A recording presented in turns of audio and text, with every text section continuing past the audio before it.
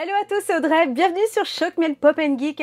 On se retrouve cette semaine pour un drama coréen qui m'a été conseillé par un ami et c'est plutôt une énorme réussite et un gros coup de cœur, Korean Odyssey. Allez, tout de suite générique. Alors résumé, on va suivre Sunmi qui a le don de voir les fantômes, les esprits, les bons comme les méchants.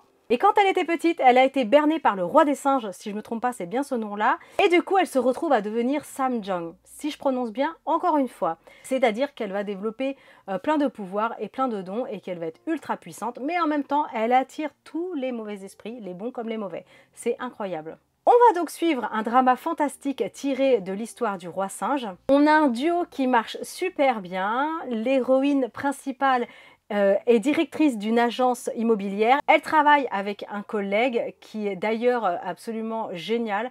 C'est un second rôle, mais franchement, ça fonctionne super bien. Et le duo avec le roi singe fonctionne super bien. Il y a une belle alchimie entre les deux protagonistes. Je vous le répète, mais c'est pas toujours le cas. Des fois, franchement, c'est hyper platonique. Il se passe pas grand-chose. Il y a rien qui passe. Même pas des étoiles dans les yeux. Vous voyez ce que je veux dire? Et là, ça fonctionne. C'est tellement mignon. Donc du coup... à un moment donné, elle arrive à lui mettre une sorte de bracelet magique et pour le faire entre guillemets prisonnier. Et c'est surtout que dès qu'elle l'appelle, il doit venir à elle pour l'aider et la protéger. Donc dès qu'elle l'appelle, je crois que c'est Sonogo. Voilà. Dès qu'elle appelle notre roi singe, Sonogo, qui est juste absolument magnifique, ce gars au passage, il apparaît et il l'aide pour vaincre les mauvais esprits. Alors les effets spéciaux sont pas au top, surtout à la fin du drama. C'est... waouh, je sais pas ce qu'ils ont voulu faire, mais c'était vraiment très très laid. Mais par contre, voilà, comme je vous disais, on a une bonne alchimie entre les deux. Gros coup de cœur pour les personnages secondaires, mais alors tous autant qu'ils sont. La secrétaire Ma qui est un ancien chien. Et on va suivre à un moment donné un zombie. On s'attache vraiment énormément à ce personnage. Et d'ailleurs, je trouve un petit peu dommage à un moment donné, ça part en sucette et que ce personnage soit pas plus travaillé. Petite déception là-dessus. J'aime beaucoup aussi le personnage donc, qui était un cochon dans une autre vie. Et on va avoir le roi poulpe. C'est dingue parce que le poulpe et le cochon vont se disputer et s'apprécier. Enfin, c'est très drôle. C'est très drôle. Vraiment, je vous le conseille.